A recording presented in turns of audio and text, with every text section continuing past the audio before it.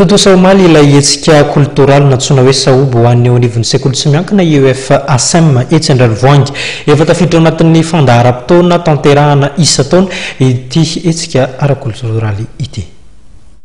Fotoam-pialamboly ny songadinan'ny koltoraly ny andro omaly ho an'ny sekoly sy miankina IEF ACEEM Andravoahangy ny fampitoana teny amin'ny pic vert Ambatobeto ireo mpianatra sy ny mpandraharaha rehetra amin'ity sekoly ity. Nitary Andramatotaly Eliana Razafimanantsoa anatrea ny filompanorina ny fondrom-panabeazana Accem. Hetsika iray anehoan'ireo mpianatra isaky ny kilasy ny fahaizana avy eo amin'ny sehatra koltoraly toy ny filatrona, ny fahaiza-miakanjo, ny fahaizana mandihy izy ity ary misalotra ny anarana hoe Sahoby ny IEF ACEEM.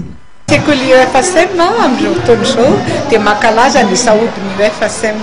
Tsy inona akory fa dia fetin'ny sekoly izy io ary fanararaotany ihany koa hiarabana ny renim-pianakaviana rehetra. Ny antony satria maromaro andriambavilanitra izay mpanabea ao amin'ny sekoly IEF ACEEM. Toy ny fanao isan-taona dia misy ny filatrona fanehoan'ny mpianatra ny talentany sy ny hatsarany satria araka ny fitenitsika dia izay tsy mahay fatram-bary dia mahay spihitra. Tafiditra anatin'ny fandaharam-potoanan'ny sekoly IEF ACEEM Andravoahangy isan-taona ny Sahoby. Misongadina ao anatin'izany ny fifidianana ny mpianatra olon-droa lahy sy vavy tsara indrindra, ny mpianatra vehivavy tsara sy lehilahy tsara indrindra ihany koa. Mamarana ireo hetsika rehetra ivelan'ny lakilasy fanao ny sekoly isan-taona izy ity. Hetsika ivelan'ny lakilasy izay marihana fa tafiditra ao anatin'ny fanabeazana ireo mpianatra ihany koa.